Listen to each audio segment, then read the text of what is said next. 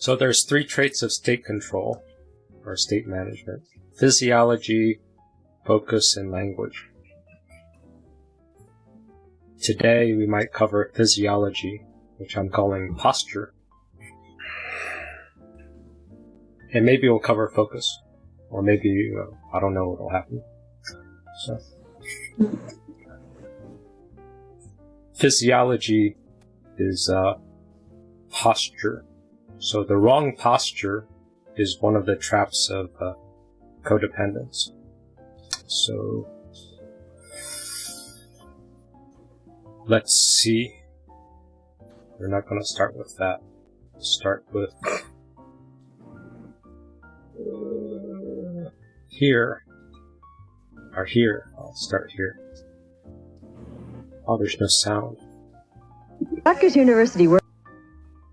So this is an ancient video from one of the original ACOA authors. This comes from a fear of abandonment. A Rutgers University workshop in alcohol studies features a lecture by Wojtitz that's aimed at healthcare professionals. She says they've lagged behind in alcohol studies because so many healthcare workers are themselves children of alcoholics.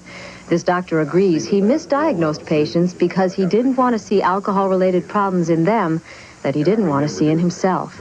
And all of these doctors and social workers agree that they're trying to fix people today because as children they failed to fix an alcoholic parent.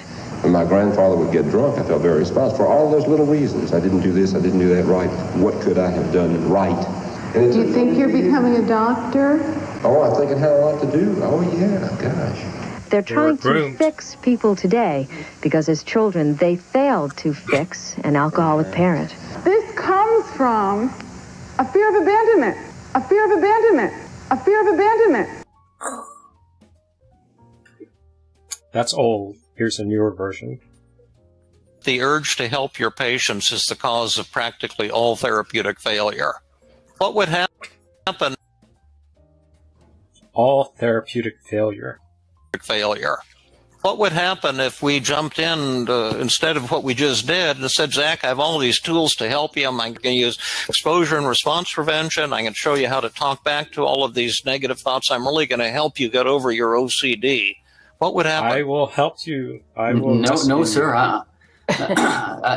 There's too many good reasons for me to hang on to it. I don't want that. You'll get huge resistance. Absolutely. How would you put it, Jill? As therapists and really human beings, most of us really, really want to put the other person at ease. We want the other person to feel better. As a therapist, I feel like that's my job. That's my role. That's why you're coming to see me. I got all these great tools. Let me fix you, right? Yeah, and so it's really hard to resist the urge to kind of jump in and fix your patient or the other person even that you're spending time with. And instead to kind of sit back and paradoxically to voice good reasons not to change and have that person kind of chase you in a way. And the person chasing is leading. Or no, the person being chased. The person chasing is losing. If you're being chased, you're leading. That's works in dating, works in therapy, works in sales. Argue for change. It's just very hard to resist the urge to help someone, maybe even against their will. Against their will? Who would do such a thing? How dare my friend avoid her abuser who's dying? Absolutely. And the way I would put it is that the urge to help your patients is the cause of practically all therapeutic failure. All therapeutic failure. Any objections? Does it make sense or is it confusing? Why would the urge to fix be the cause of most, practically all therapeutic failure? Especially for codependents. Because then the person isn't processing it for themselves. The state that the therapist is dumping onto you, if they're fixing you, is reinforcing codependence if your issue is fixing other people.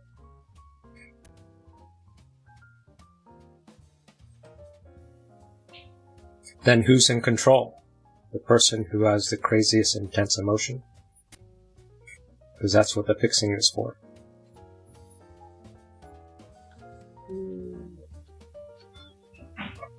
Here's another example. This might be more obvious. So this person, Rita, she has a bad state. Even though you can see it in her energy, or let's see if anybody sees it. This could be slightly triggering, but if it gets... I have more, so this is only mildly exciting. How does it make you feel to hear that a predator violated your son? The son's right next door, so she's facing Yanla, son who got violated and traumatized is next to her. How does it make...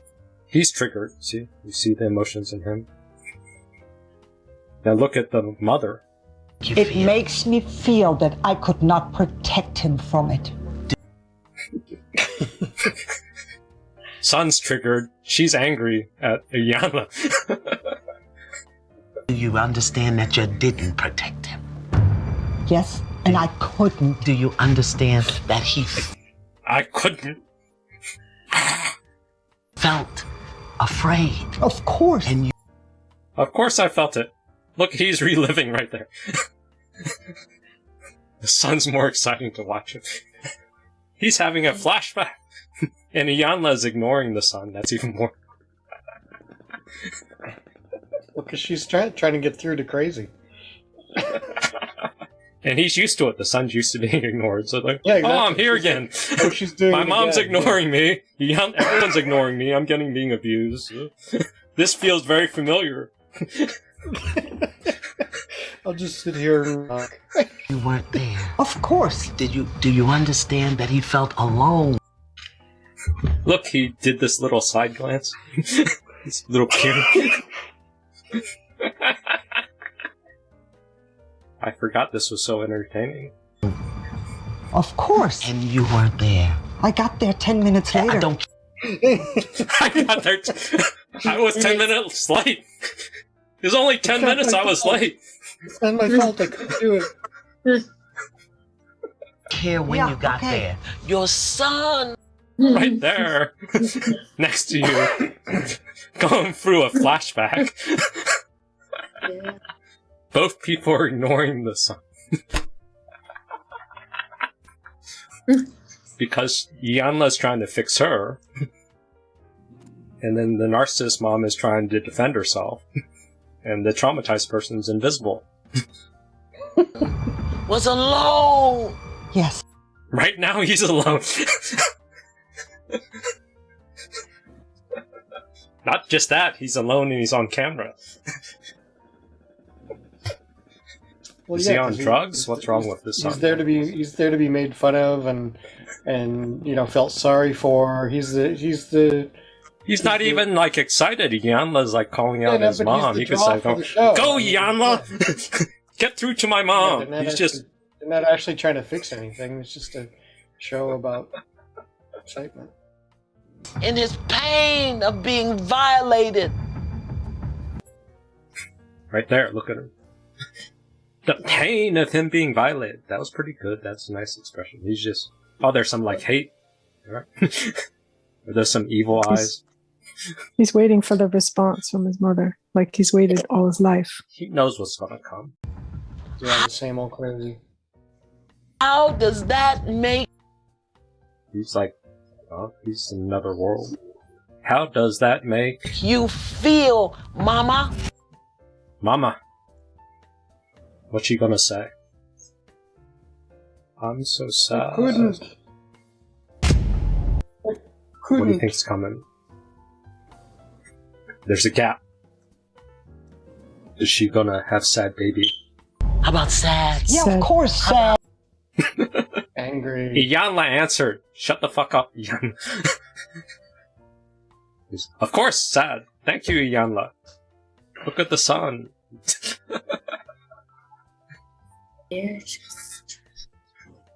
That's the state. When you're codependent, you're invisible. And terrible how about and guilty? blamed and guilty. Yeah, Yes. and ashamed. Yes. And afraid. Ashamed. Does she look ashamed? Does she look sad? Angry. She looks angry. That's all I'm seeing is anger. That's all I hear. That's all there is. She's angry and the son's having a flashback. Feel that. Yes. Oh, now he's looking, he's curious. Feel that. Yanla's all in her face. See? So posture. So this is a posture battle. Yanla's using her voice and getting in Rita's face. Will she win? Feel that. Don't fight it. Yes. Feel it. Feel it. Yes. Feel I felt it when I found out about it. You should. I felt it. That means I'm not feeling it now. I felt it bother back now. then when it's convenient, and I'm done with it. Fuck this rock that's in my hand. Why is there a rock in her hand? He's still triggered. Poor kid. His hand's moving. Feel it right Yes. now. Yes. That this beautiful grown man. Mm-hmm. Beautiful grown man that looks like a child. Or a statue. He's like a robot. Had the courage. Mm-hmm. He's like in terror. Does anyone? Yeah. Especially when Yanla said courage. So now Yanla's causing cognitive dissonance in him because he doesn't feel courageous. So that's the downside of using cookies. You give the wrong cookie.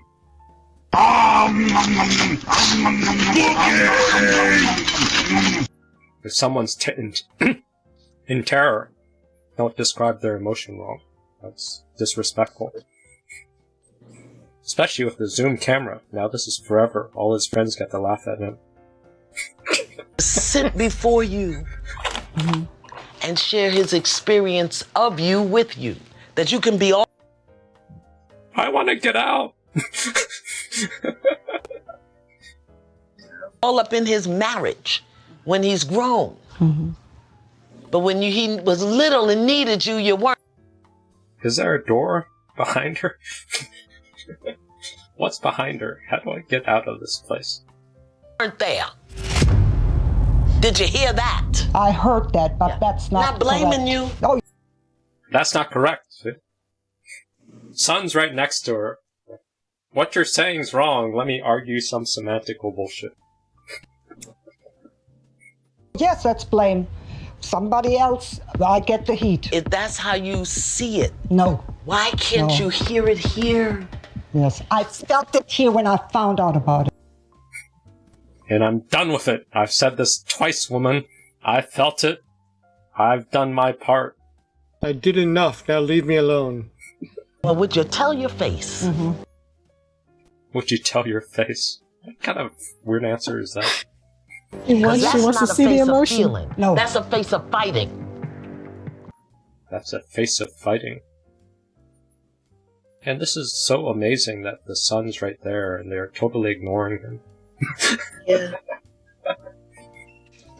I'd put like the son in front of her and then maybe talk behind or side. Why Well, are she's they- going to bat for him. She's going to bat for him. But he's not enjoying it. He's not like going, go No. Yanla. He's just like going, oh fuck, can I leave?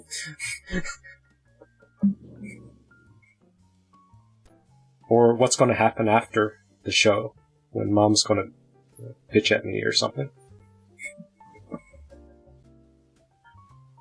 So this is an improper state. So Yanla's trying to posture and force a win on top of Rita. It's not working. And she's ignoring the son's trauma, or son state. So you got 3 people in 3 different states. Yeah, but Dave, this is a scripted show with a director and a producer and all that. Yeah. You can make that argument. Natural I'll show a borderline Go- attack and you can say, you can make argument that it's scripted. Do what? I have Yanla fighting with a borderline and losing, and you can try to say that's all scripted. Well, maybe not that part, but maybe the director said, you just sit there and be quiet, or, you know what I mean? There is sort of a... For the son. stuff. That is somewhat staged. Somewhat is what I'm getting at. Yes, Sure. you're right about They borderline cut attack. and add music and make it more dramatic. Sure. Right. It is, and if she's actually there to help him, then going along with that staging is counter to actually helping him. I mean, he's going to need therapy from this. Right. Yeah. But what's your point? So let's say it is staged. Let's say it's all acted out. Let's say it's a movie or a TV show, and I use that as an example. Doesn't change the example, does it? Are you saying this is unrealistic? Is that the argument? I'm just trying to figure out how would you find yourself in a real life situation that you would pick up on this and know that someone's posturing against you, because would you really be like in a work situation in a conference room? You wouldn't be 4 inches from each other in each other's face talking about something. You know what I mean? Well, that's because you're an elite single who's highly educated and use your mind to make money. You're not a blue collar person that's working with other drunks who are drug addicts, and you have to push each other and come to blows. Don't talk about my office like that.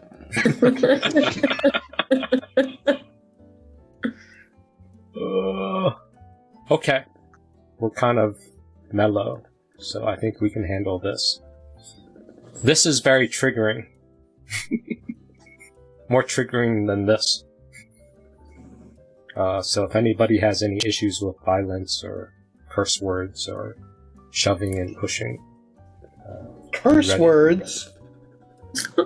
Yes, more than curse words. We're talking aggression, raw male aggression. Maybe Holly will get upset. Or she'll get excited, maybe. Ready? Go for it. What will you look at, cockhead? Oh, this is also going to have Asian slur words, so if anybody wants to hashtag Stop Asian Hate, this is your chance. Alright. But this is a video. It's been recorded, so nothing to save here. This is only a recording.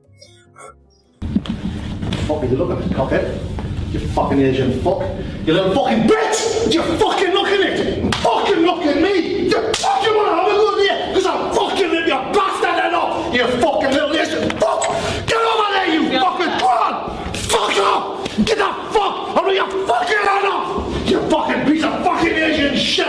Fuck off! I'll fucking kill you! I will fucking destroy you! What fucking funny is it? Great! Fucking bitch! Great class! Well done, guys. It's a drill. But it's a intensity drill. So, everyone okay, or people get triggered? Anyone have a flashback? Does someone need rescuing? Or you can get some context. Holly, how are you doing? Were you All excited good. or triggered? No. Okay. I've been in martial arts, so I figured that's what it was. You saw the context. Good. Startling, eh? But this is what people do. I mean, this is how people attack people.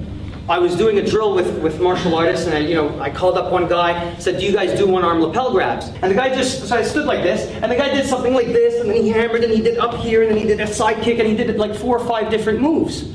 And I said, okay, interesting. I said, now I'm going to grab you and I'm going to come at you for real with a 2-arm lapel grab. I said, I want you to do what you just did, full force. And then I went after him exactly the way he did it to him. And he shit his pants.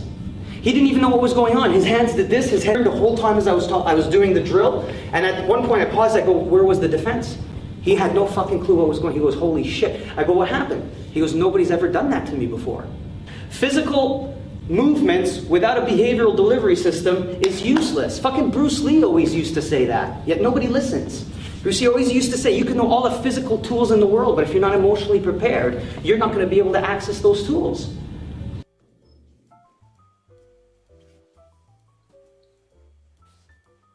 So if you have all the training,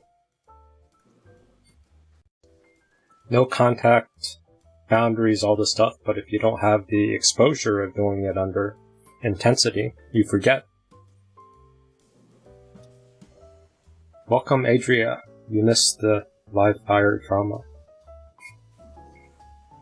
Oh, sorry, I couldn't find the link, but I'm here now. Now you found it. So you need both. It's in need of an experience, not an explanation. It's in need of an experience, not an explanation. It's in need of an experience, not an explanation. It's in need of an experience, not an in need of an experience.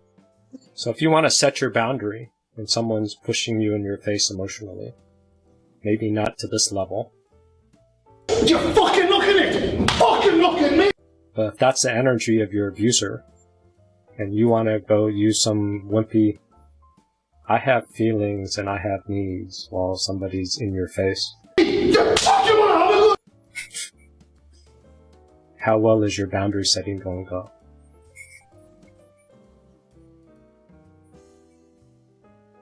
Or if you have a friend who has an abuser who's now in hospice who has some dementia, and when he has dementia and he's under drugs, he can continue abusing her with this level of intensity.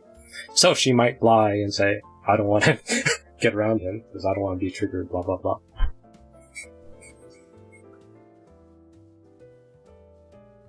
So is he saying that the dude was sparring without physical contact? And so then when he went to he had engage physically, he had a scenario where he said, what would you do in a 2-arm lapel?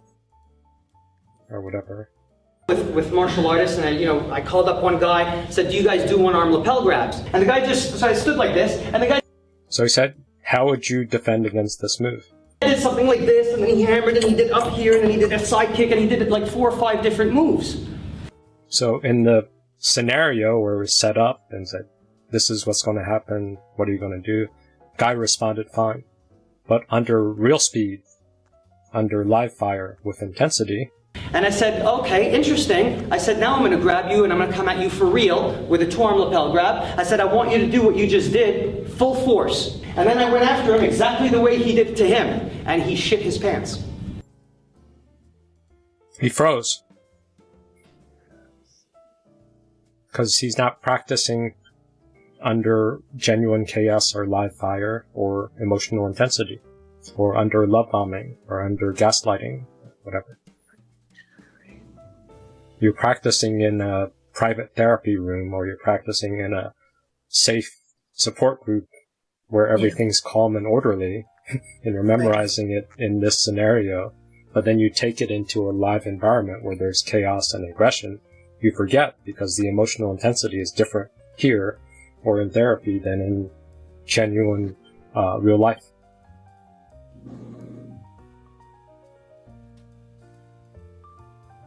Because the stronger state wins. So this is an example where he was showing that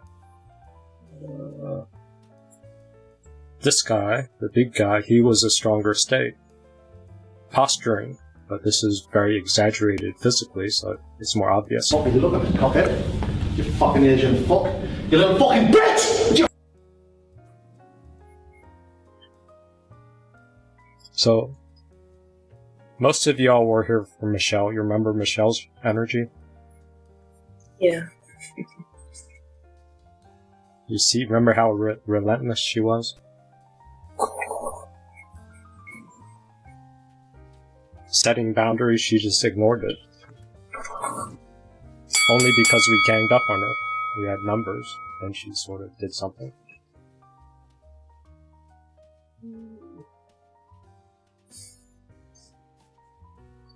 So Holly, does that make more sense? Yeah, I mean, yeah, it's like you said, the live, what did you call it? Live quick fire? Game speed.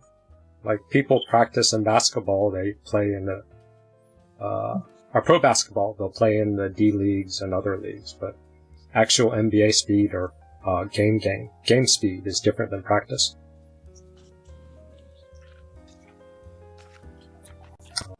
Or what else? What's another example? Who's driving to work? Debbie. So when the first couple days when you commuted to work and you were whatever, were you rusty? So it took a while to get back to commuting and getting clothes and managing time. Yeah, I actually got up 2 hours earlier, and I walked to work, and I still am not in the groove, and I'm not the only one. I find the week very long. 5-day week is very long. 5 days is so long. How did you do it for so many years beforehand? I did it for 27 years before COVID, but So the lack of exposure for a year, your muscle of navigating a week and all the environment and the schedule and all that stuff, all that routine got broken, and you're still trying to readjust. Yeah. No, it did. It totally did. I'm still trying to catch up. Yeah. So if you grew up in violence, or you had the aggression from your parents, and you're a little tiny kid and your parents big, the size differential is easy to feel like you're flooded by the conflict. So then you do no contact as an adult, and you're separate from it. But your muscle of dealing with intensity is now weak. Yeah. So if you get somebody who's a genuine abuser, or someone who's crazy, they just flood you, and then you act like this. Well, they're gonna shoot your ass off. I'm a soldier, man. I've been trained for combat. Oh my God! They're shooting! They're shooting! Somebody's shooting! Down! Get your ass down, boy! I thought you were trained for combat. Yeah. He was trained. But I ain't never been in it. What are these fancy medals for? Well, this one is short hair, and this one over here is MVP, and this is surfing. So without the exposure, then you don't have the muscle. The more you learn, the more counterproductive it is. But didn't I get all that exposure in my abusive family? Isn't that the whole point of my, Well, you did, but you didn't get to practice anything that helped you win. You just got beat up a bunch of times. You didn't get to practice back, so at least you got even. So if you get exposure now, your brain, your emotional conditioning is going to remember that you lost, or you froze, or you fawned, and it's just going to go back to that pattern, because that's muscle memory.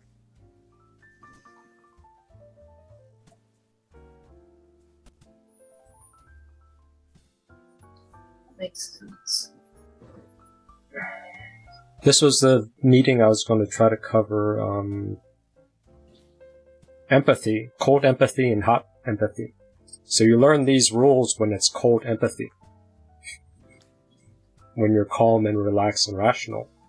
Then when you go out into the field, relationships, intimacy, conflict, or sex, you have your desires.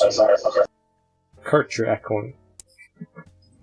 Then you get triggered with your desires, or your implicit brain gets triggered. You get hot empathy. You forget anything you learned in this cold, empathetic, rational state.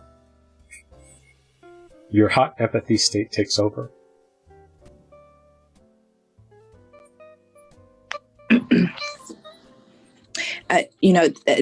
It's making me think deep, like about a recent situation. So my birthday was a couple weeks ago, and my friends, as a joke, thought, it'd be funny. I was a little tipsy, and they put a dating app on my phone, and they know the code to my phone and stuff. So actually added pictures and stuff, and I was actually like upset to the point where I started crying. And they were like, Trina, we just, it's a joke. We want you to get out there and meet somebody, and blah blah blah blah. And you keep saying you will, and you keep saying you're going to join one, and you never do. And I mean, I realize it is because I do not trust that I can do exactly what you're saying. Like, I feel like with you guys or talking, or in my head, I know, but I feel like if I meet someone who love bombs me or all these sorts of things, I won't apply it in the moment the way I should. I'll just fall for it again and again and again, and I won't be able to set the boundary when I'm supposed to and all that stuff. So I just and just the thought of a dating app and having to engage with someone and the potential that I'll have to use the skills actually freaks me out.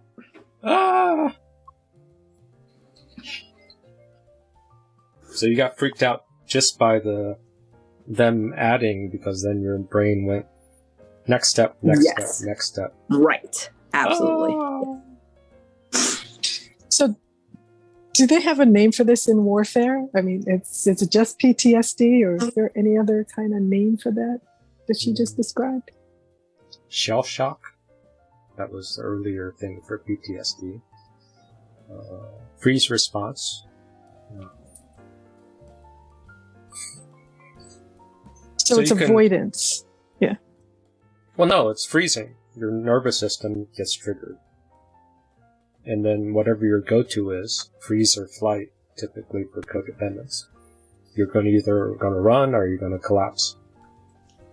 Oh. And it's just going to be your personal style. Now, if you get exposure, then you can now get your body used to the exposure and you can train in a new response, but you have to do drills, you have to do practice, exposure, repeated exposure, and then you can train yourself to have a different response or a more adaptive. Yeah, so I went to a group where they described the 4 F's and they added the 5th, which is face it, which means go on a date and so just deal with it. Gradual exposure, or you can have flooded exposure. And that's sort of state control or posturing.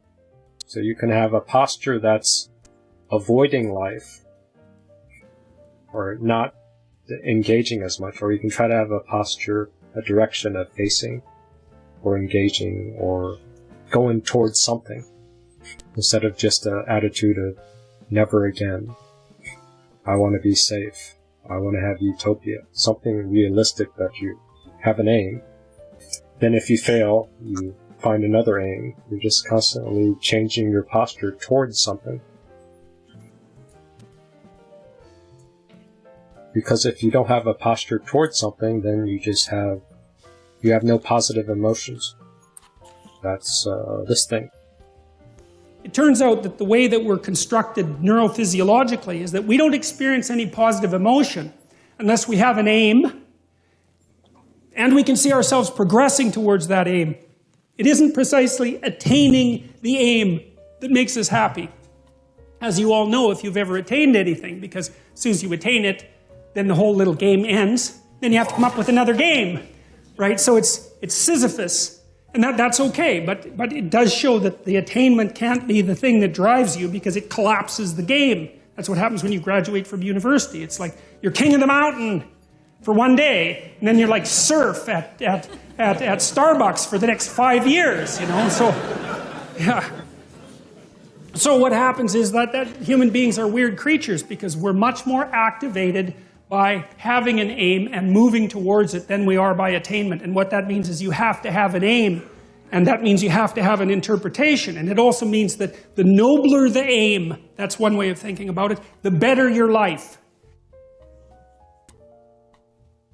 That's the value systems, and that's the moral philosophy. But I would add that maybe if you don't have an aim, your trauma, your inner child, will give you an aim, which is complete the story of your unfinished business. That's the repetition compulsion. You have That's what I was just going to say. So if you don't set your posture with something conscious that's sort of going towards the direction of your fixing your child and going towards some direction that's adaptive, meaningful to you, your inner child is going to give you your posture, which is probably going to find another abuser or a narcissist of similar frequency to make sense of the old memory.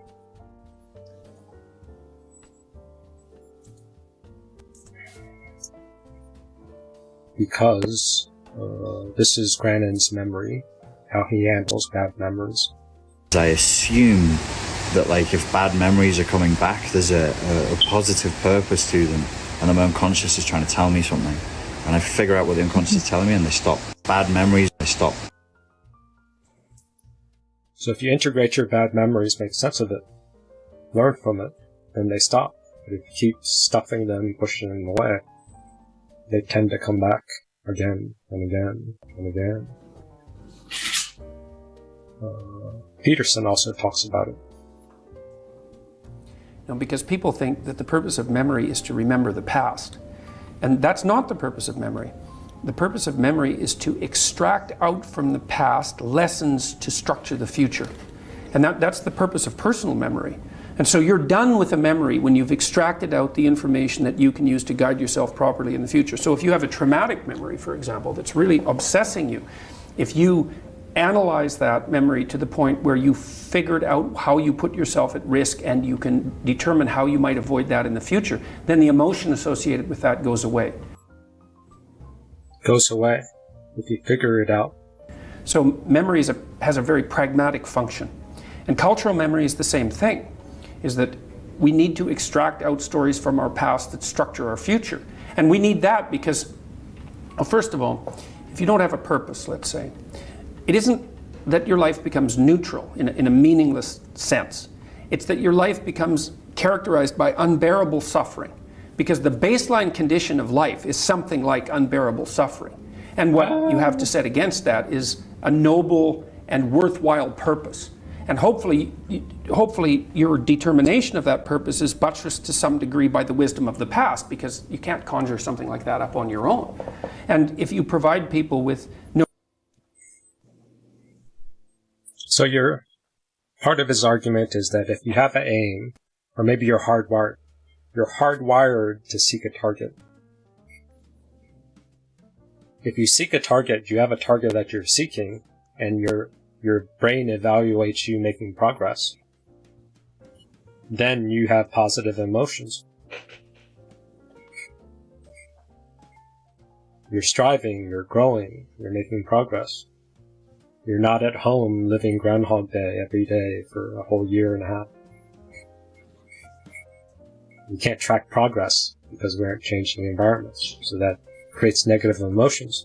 So if you don't have an aim, or your aim is just to avoid suffering, that's a meaningless life. There's nothing that stretches you.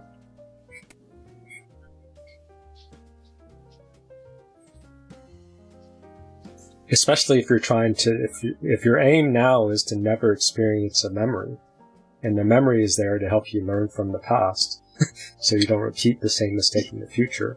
If you're spending your time blocking the memory, that's your posture. If your posture is to avoid the negative emotion, and the emotion is the flashback, the memory, you aren't learning from the past experience. And your conscience is going to eat your soul and give you tons of anxiety. Because you have this giant past mistakes that you aren't confident that you're going to make the same mistake again. So you're just going to keep ruminating on and on and on. Because one, you didn't set your posture towards a noble aim. And two, you aren't really honoring your memory to make sense of it, learn from it, so you don't make the same mistake again, or you do a little better. You don't have to make sure you never make a mistake, but you have to have some level of confidence that next time you'll be able to engage a little better. Then you'll have positive emotions.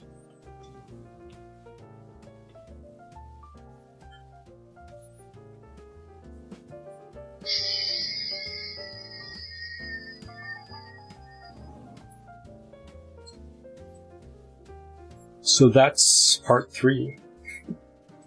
So, part 3 is you work on your memories, then you can now start asking questions. Like, why did it take Brenda so long to join?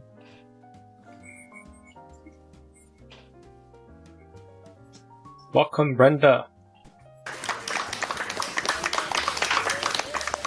We covered everything.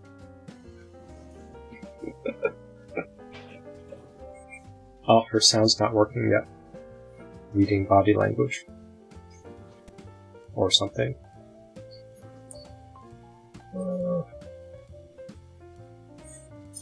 So one thing that codependents tend to do is they tend to get stuck with answers. You jump on Google, you jump on this, and you say, give me an answer.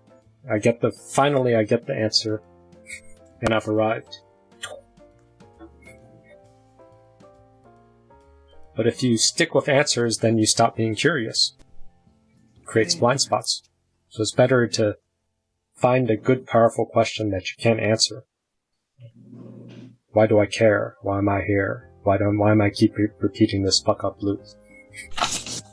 Why am I attracted to this type of person? These questions that are hard to answer, that only you can answer, your only intuition can answer. And just sit with that question and just keep exploring, keep exploring, keep exploring. Then you get to know yourself better. Then you can understand other people better. And you have more options. Brenda looks like she's suffering. Is her technology messed up? Yeah, and I think one of the questions to ask ourselves too is, like, so for Trina, when you're afraid to date, is it really that you're afraid to date, or is it you're afraid of your reaction to the date? Like when it turns out that this person proves to you they're not worthy of you, are you strong enough to step out, move on? I don't think that's her challenge, though. Her challenge is that she's worried that she'll fall into her old patterns. Yeah, the pattern of staying too long. No, believing his gaslighting, not staying too long. Okay. Falling for I the see. gaslighting, falling for the hoopering. Is that? Well, I guess part it's a of little what bit of Trina- both.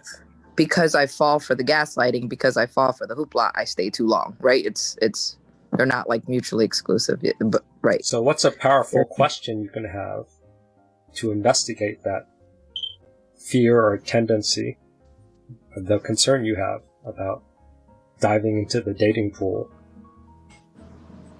that you're vulnerable?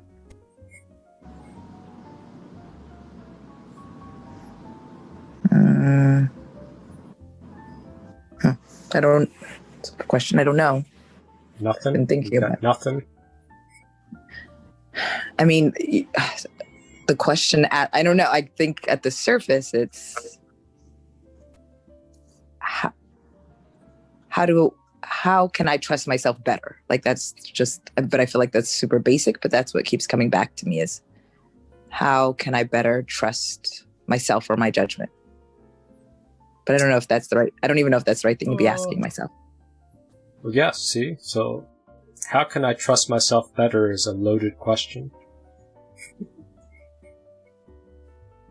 Is that the term in the court cases? So you ask a question with a presupposition, with a target, then it's a loaded question. You want an open-ended, powerful question. If your body is not trusting, there might be a reason. So is it a why question we're looking for? You could do why. So why is my body freaking out? Why don't I trust myself? That's a little better. What's wrong with my trust? Could it be why am I untrustworthy to myself? You could explore that too. Which would sort of be like that, because my inner child takes over and goes rampant and takes things that she shouldn't have because they're bad for her. That's an answer. Yeah. So you stay with the question and finish that question off, or go with it. Then you ask another why or open-ended question to try to discover yourself, get to know yourself, get to observe your patterns instead of just a loaded question of like, how can I get rid of this bad feeling? Which is, how can I trust myself better is reworded of, how can I get rid of this negative feeling and force my will upon myself? Isn't that sort of the loaded question of how do I trust myself? Or how do I get myself to trust myself more? How do I manipulate myself? That's sort of saying, how can I trust myself better? Or I'll answer, how do I trust myself? So I feel better? like Prove to yourself that you're trustworthy. That's how you get yourself to trust yourself better. I feel like I missed the right question in the midst of all of that. I feel like I heard the right question, but I missed it. It's okay. That's where this is building the muscle of coming up with questions. But when you're hearing some of the questions, you felt something that was resonated. So you have some internal sensation of something that's more powerful or more authentic to you. I don't know if I could jump in here. Can I? Okay. Yeah, I liked how you said, how you came to the prove to me that you're trustworthy. And so it's kind of like, yeah, so go on a date and prove that you can trust yourself to read what you see and be safe and protect yourself and get yourself out of a bad situation if that's where you end up, and give it a shot. Prove, because the only way to prove it is to try. Put yourself back out there. You need exposure, but you don't want to flood yourself with too big of a goal. Right. Okay, so maybe there's something else before dating? Like maybe what? Well, I would be simple. So if you have a question like, how can I trust myself better? Why is trust important? Why does trust matter to you so much? Is it that you don't trust yourself around others? Is it your trust of reality? Are you not trusting your inner child? What exactly is the mistrust about?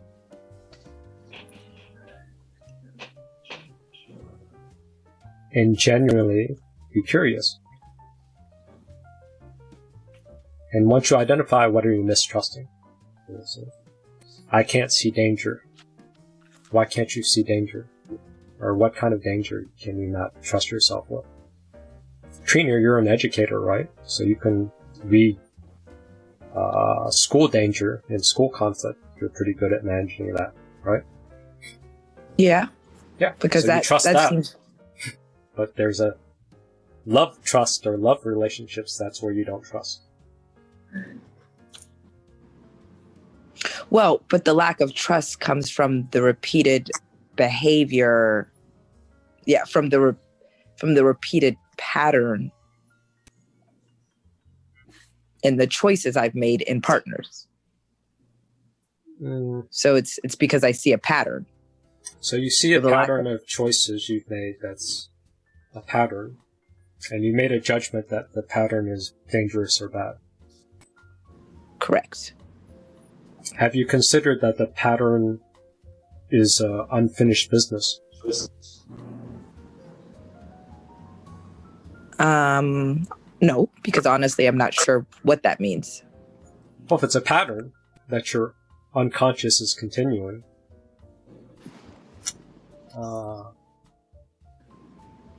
there's a term called secondary gain. It assumes that if you're doing something, there's some benefit, some positive benefit. So if you have a pattern of searching after certain people, what is the secondary gain of this pattern?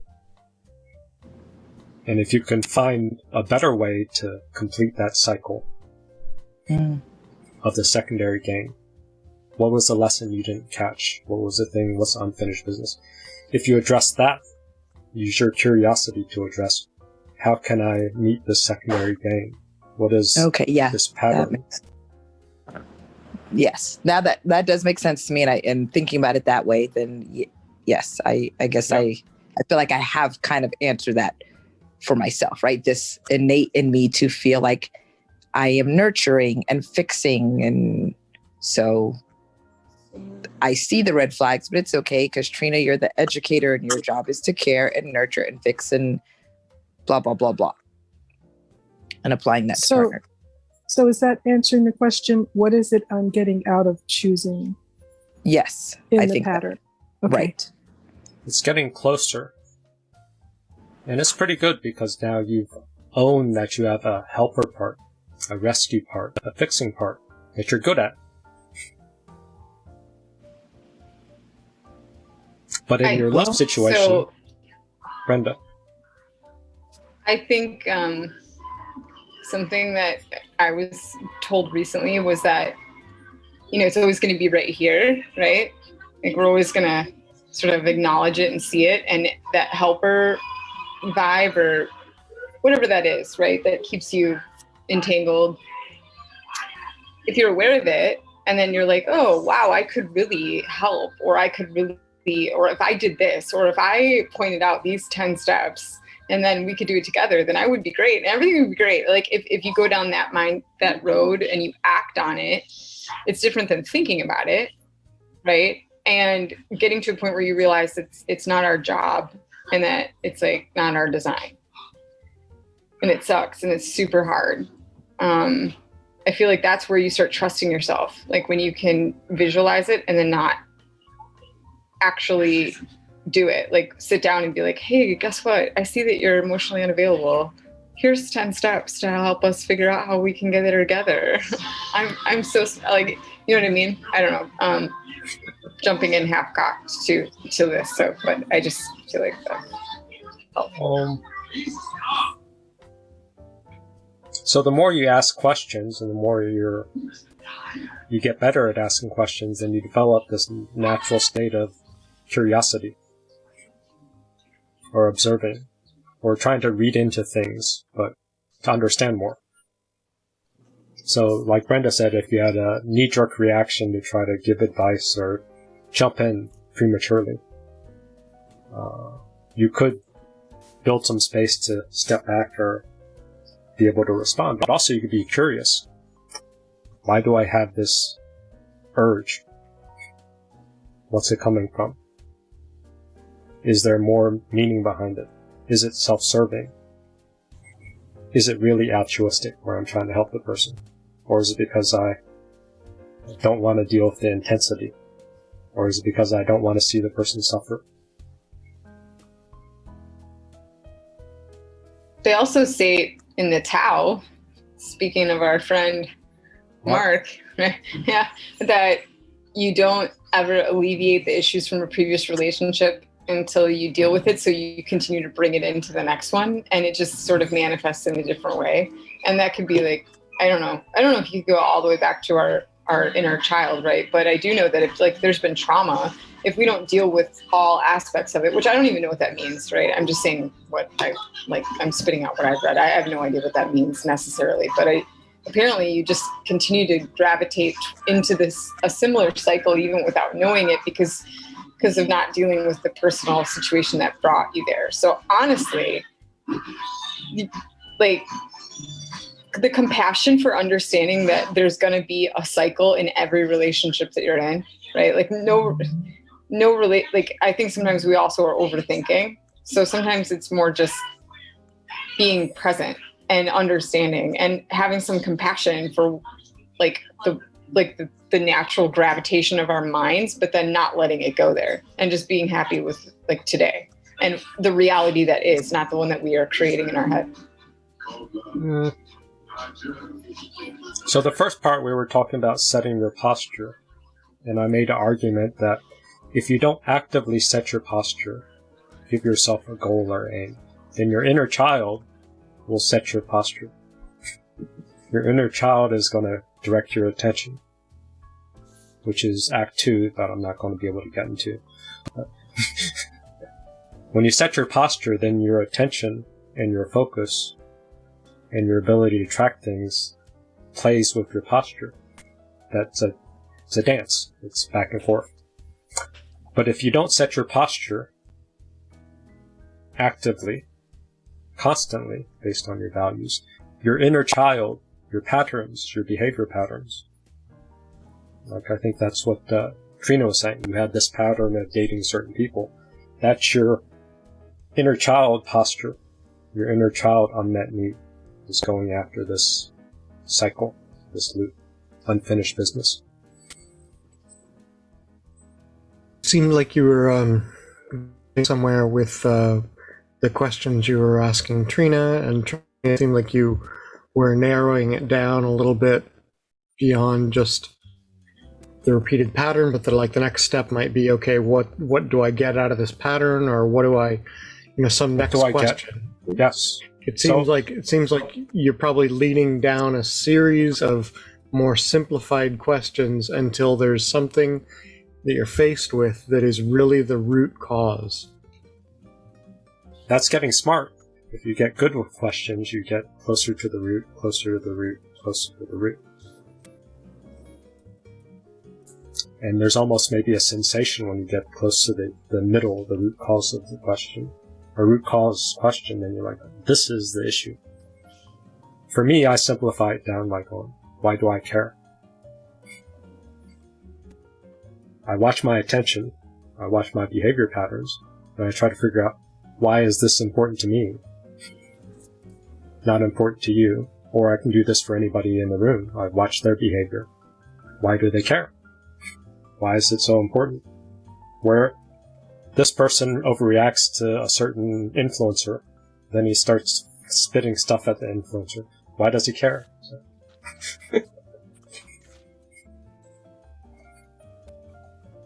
So you look at patterns, instead of judging it and saying, bad behavior, let me go control it. Yeah. If the behavior keeps bothering you, try to figure out, why does this behavior, what's the benefit? What's the upside of this behavior pattern continuing? What is it trying to do? Yeah, and I can't figure that out.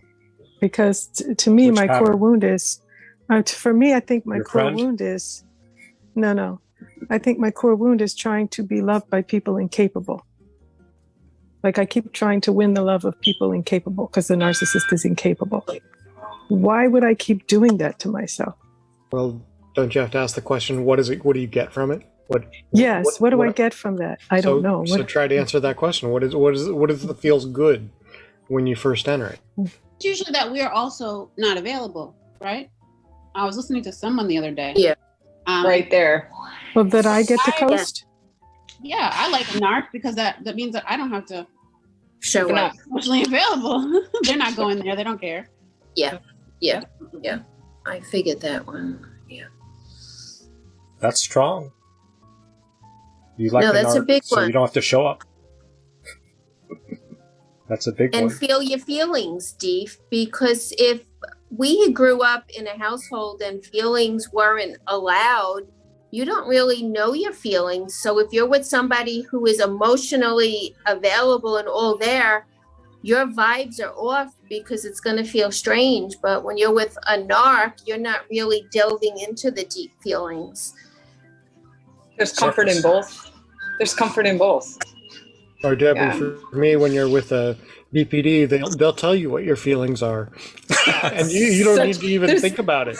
You just let them flood you, and you're like, oh yeah, that's what I feel. Literally, that's why I was late. Literally just had 30 minutes of, you can't tell your brother how he's feeling, or me. Like this is like we had an emotional, like you cannot say that someone else feels a certain way. You have no idea. You have no idea. You don't even know it if they say that that's what they're feeling. Yeah.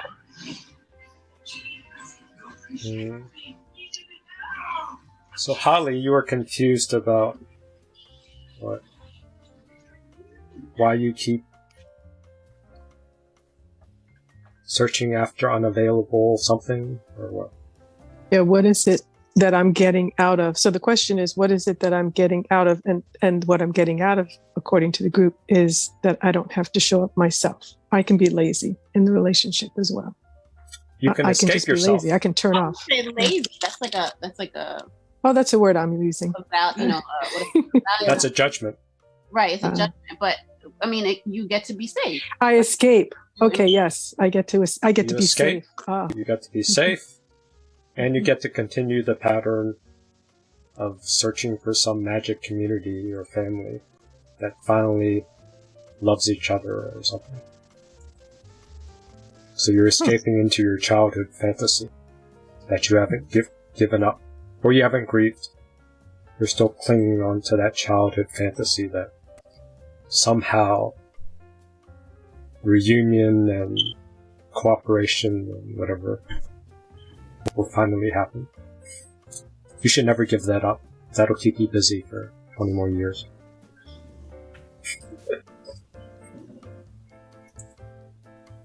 Yeah, because if the search is over, then what's my purpose? See? Because you aren't managing your posture. You aren't giving yourself a noble aim. So your inner child and your unfinished baggage controls your attention, controls your posture, controls your life direction.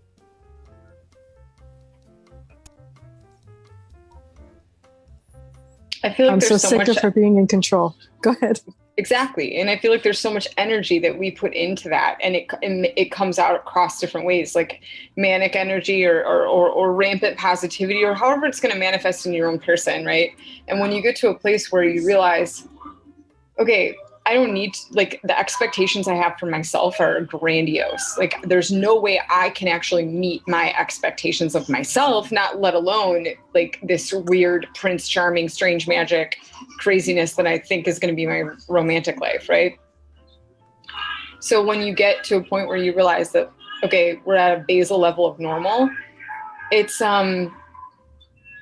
life slows down and it's less intense. And it's okay.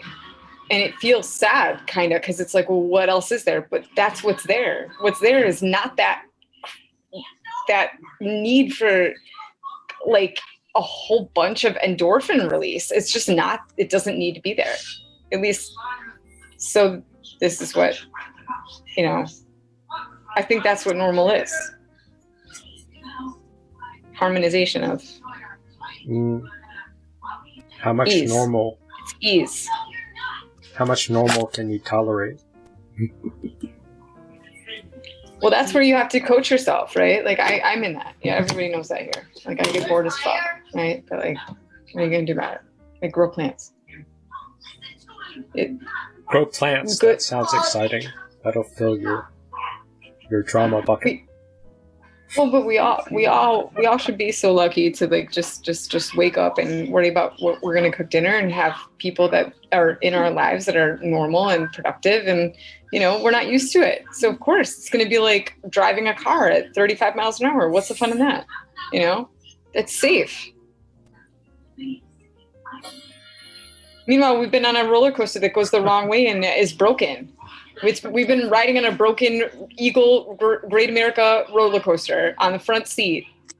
And now we're expected to ride in a Honda with 4 seatbelts on going 35 miles an hour on the freeway. Okay. So what if a lot of this posture... So you're taking your childhood posture of there's something wrong with the world. Or there's something wrong with me. And all you're doing is doing the same posture and you're just using self-help terms. I need to enjoy boring. I need to enjoy normal.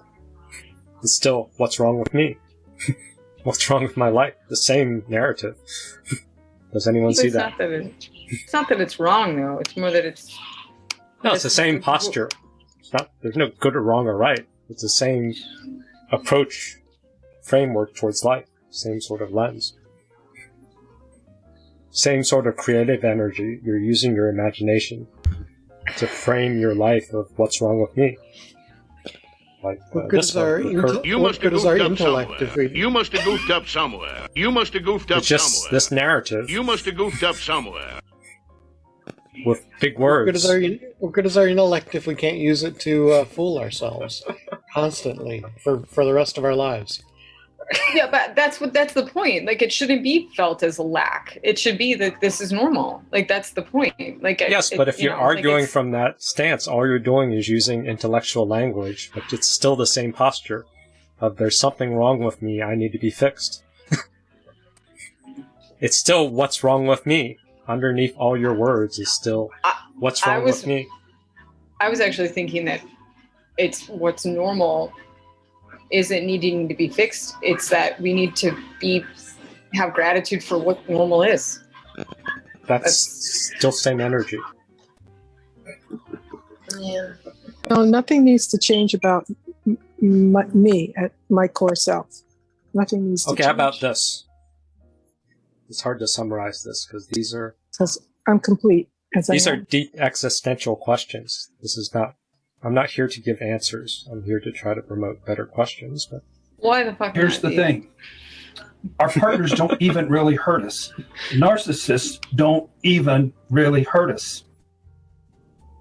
Is that startling?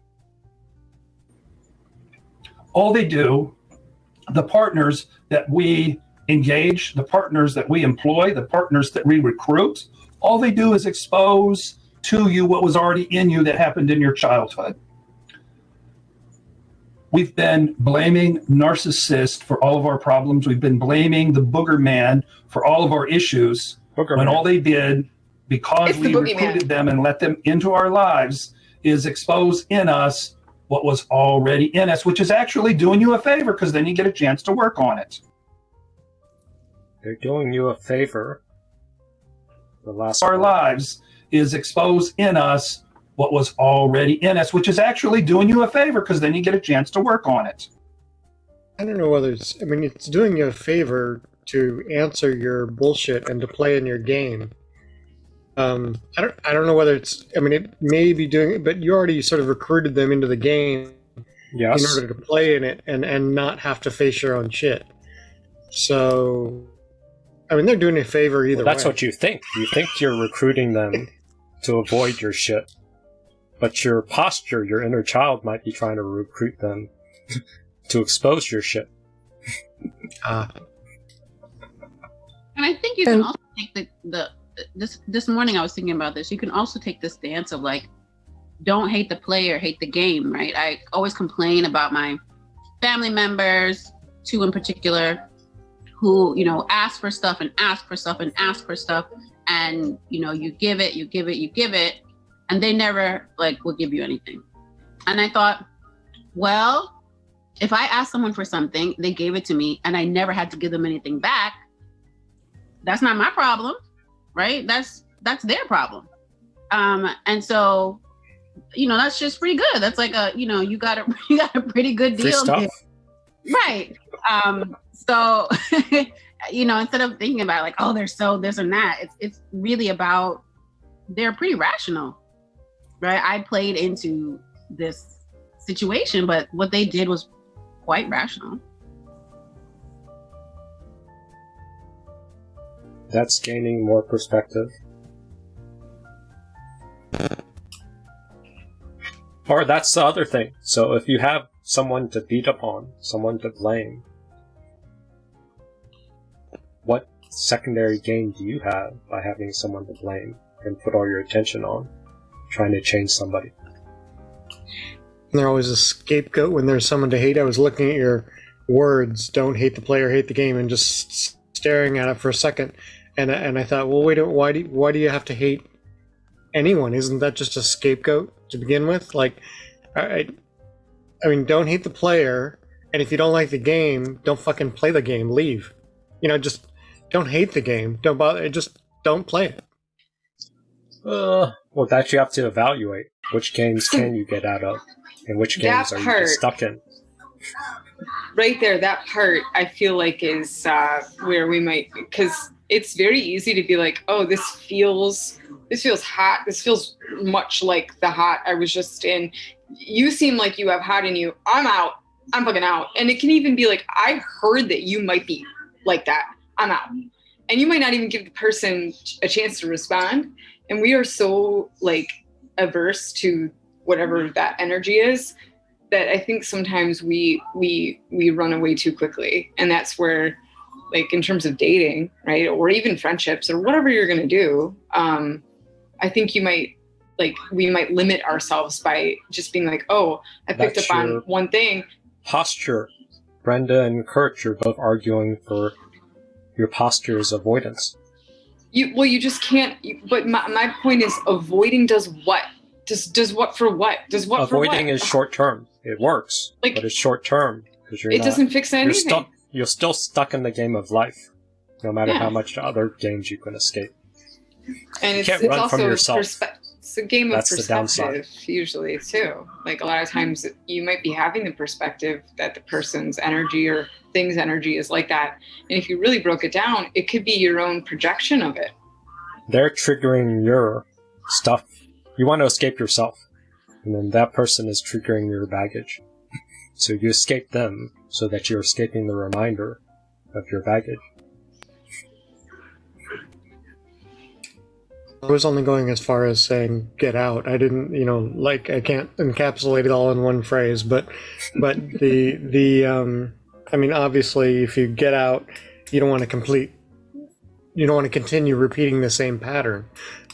Getting out is the first step, and then asking the questions until you get down to the root cause. For myself, I know that my root cause is feeling validated in relationships and not finding it for myself, not being able to answer that need for myself and finding it in the eyes of another in a relationship.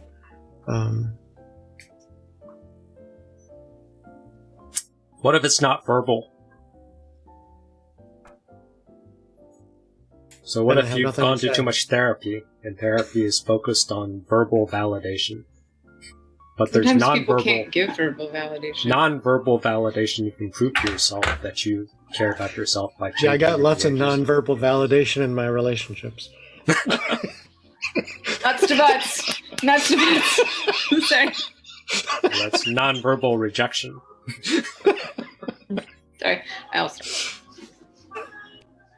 But that's ultimately safety if you have a community that you're allowed to be yourself in, or a relationship where you're allowed to be yourself. And you allow yourself to be yourself. That sort of non-verbal validation is missing.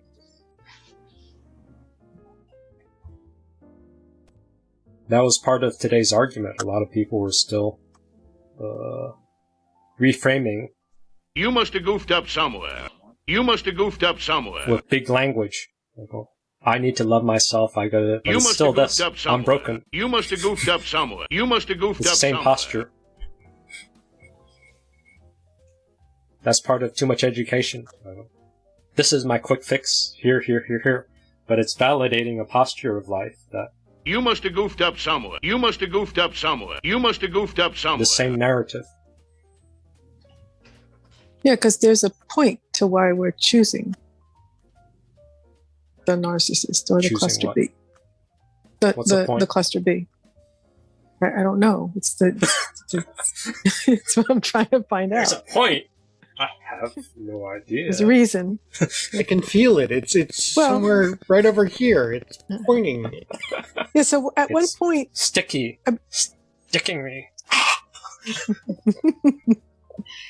Well, so I put in the chat that am I choosing a mirror, which is the narcissist, because I never properly went through the narcissistic phase myself.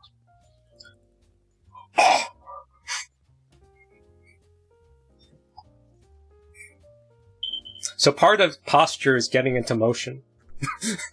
Just do stuff in the real world trying to chase any goal, and then you'll know yourself better. A lot of these questions just come out of being so disconnected from risk that you're just trying to make sense of yourself without being in motion. You gotta bounce off some people. And even now, since we've been in pandemic, we haven't had people to bounce off of in person so much. So, bouncing off other people, and that's ultimately this meeting is pitching in-person meetings. So, in-person meetings allows you to flood yourself with exposure to find yourself and feel other people's emotions and then figure out who you are. So if I have a chaotic meeting on Saturday and people are just flooding all over the place, you're seeing your triggers and you're seeing their triggers in live fire. You can find yourself. Don't need teachings that much on Saturday. People just need to feel themselves out by seeing how fucked up everybody else is.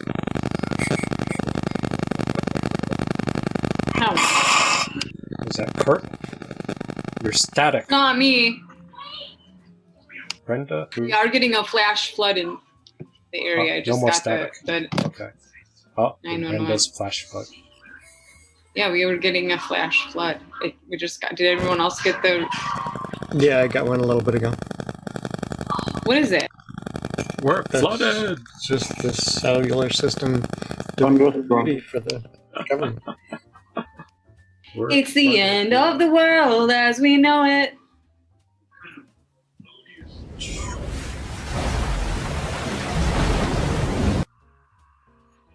Dude, come take the house, bro. It's fine. Just wash it away.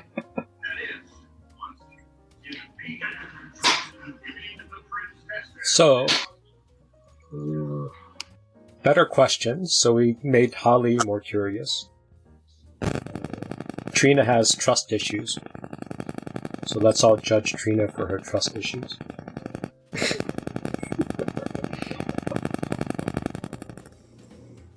I said I had trust issues.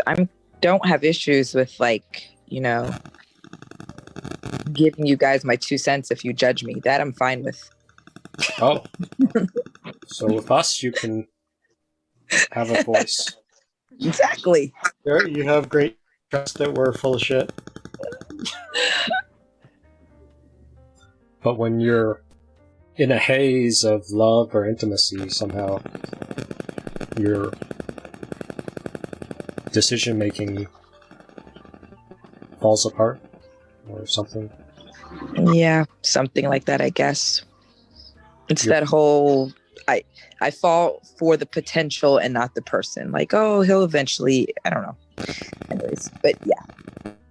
I feel like a lot of people have that, right? Like, oh, all my friends, if I surveyed the world, they would be like, don't ever talk to this person again, right? But in the meantime, you're like, here's how it's gonna be great, right? Like we all, and then in the moment you're like, this feels probably wrong, but it feels good in my heart or something, right? Like those decisions, and that's usually like controlling behavior, right? And people who like make an entire story about the relationship. People who what? Well, the potential gives you a goal too. Gives you a name. But the potential is based on a story you made up in your head. Like it's one thing if you meet the guy and he is a doctor, right? And the other thing is if you feel like he has such nice musculature in his hands that he could be a doctor. He could be a surgeon. Two different things. He could be if I invest all this energy. If I invest my time and energy. Manipulate him into the path. So maybe codependents are like manipulative. You want to manipulate someone into some potential. I'm not a potential person, but I can see exactly where that goes. That's sort of reliving like you want to change your parent. So your parent had issues, so you want to rescue and turn their potential into turning them into a safe parent. So now you look for new people to do an impossible potential remake.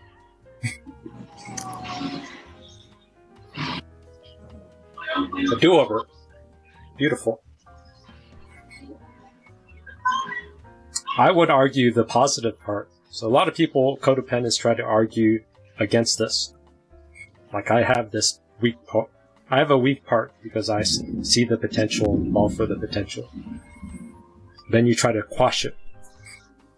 But how's that working for you? So if it's not working, do the opposite. Try like, oh, this is a good thing. This is an amazing. This is the best thing in the world. Fully embrace the belief and see where it takes you. Well, that's part of the dating homeless people. That's part of the that's part of the codependency. Your instincts will say, "This is a fucked up belief." My boyfriends. No, but that's part of the codependency. Why are you competing with me? Don't compete with Adria. The unfortunate is that you might see the potential, but you're also going to self-sabotage the fuck out of it when you look at it from a point of lack. Like when the potential isn't showing up at the way that you think it should because the person isn't whatever they're doing. Like whatever they're doing. Yes, then it's like, why aren't you doing what I thought you were going to do in my head? Like, what the hell, right? No, you stay with the potential. Fuck reality. You fall for potential. The bigger the disconnect between potential and reality, the better for you to imagine more and fall in love with the fantasy. Fantasy's good, make it great. Yes. And that's where you get totally fucked up.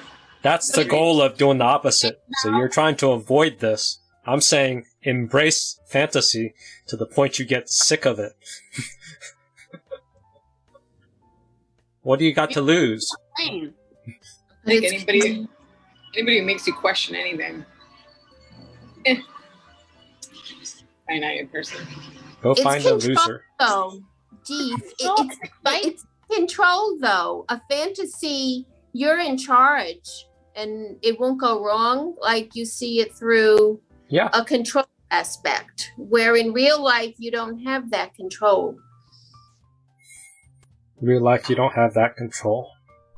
Well, in that whole love thing or that love bombing, you have a fantasy in your head going, oh, this is going to happen. And well, see, this is where we're assuming this belief is rational. If this belief is from a child at 5 years old. Right. Okay. If you're talking down to your inner child who still believes this, doesn't get the message. So, if you fully embrace this and make yourself sick of loving potential, your inner child will get the message. Okay. And you'll have a counter will that says, fuck this belief, I'm going to do the opposite. Okay, that sounds good. Because you're creating a false fight between your adult self and your inner child. The inner child's stupid, you know, because the inner child's stupid, but the inner child's in control. The inner child has the strings. So if you fight the inner child's going to just cling harder. That's what's been happening. That's the repetition compulsion. So fuck that. Do the opposite. So join the inner child. So give her what she wants. Give her what she wants. Is that what Flood you're the saying? inner child until the inner child is sick from ice cream, beer, whatever. Just give it what it wants in the most extreme, concentrated, sickening form. Then the inner child say, I don't like potential anymore. I want reality. Then you're out of the loop. Then you got another cycle. You never get out, but at least you get out of this fuck up loop.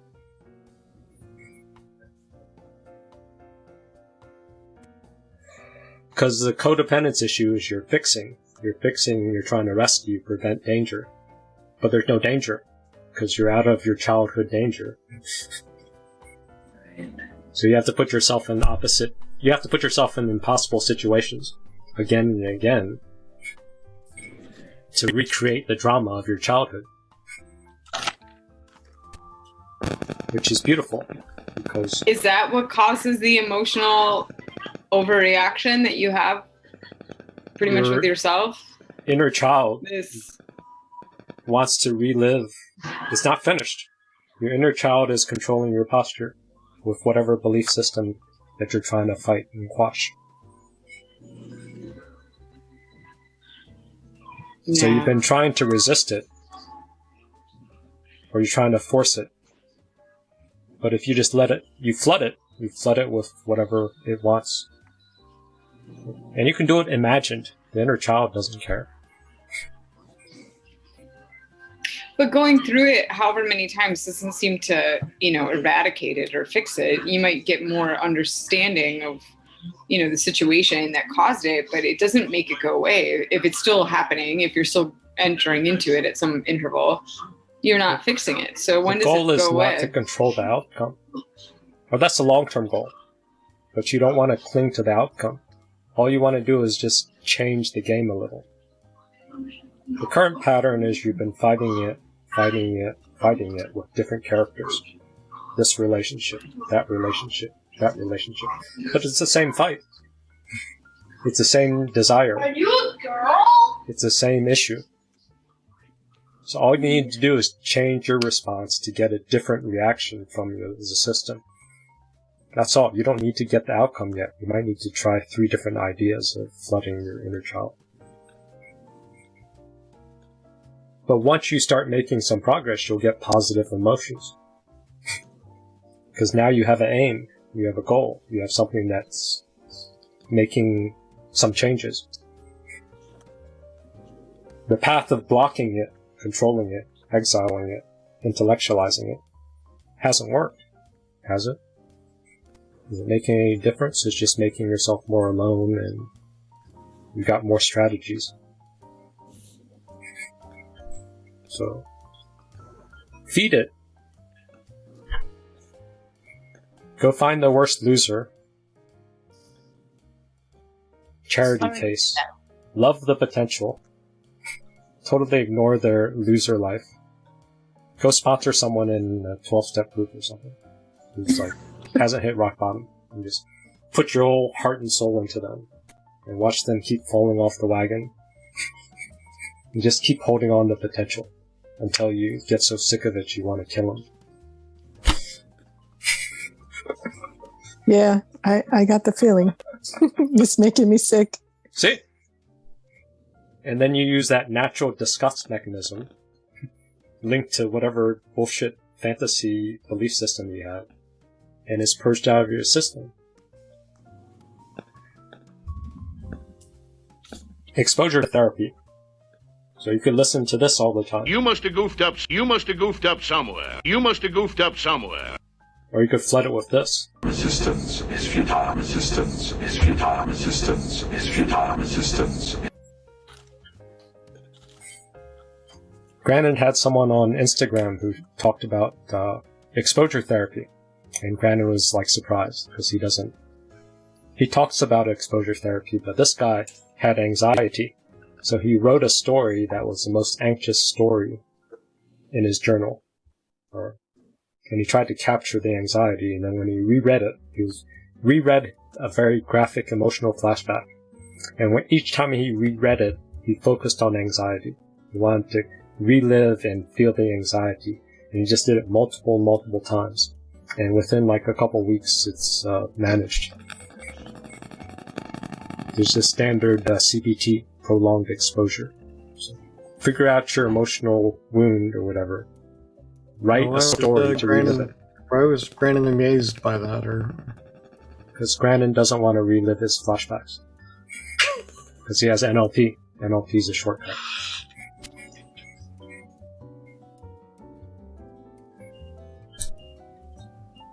He has limited, I guess he has limited CBT exposure. It's kind of boring, but CBT works if you do it. Yeah. You do it based on the protocol, not based on whatever you want. If you do the daily mood log and you challenge your thoughts, it's effective.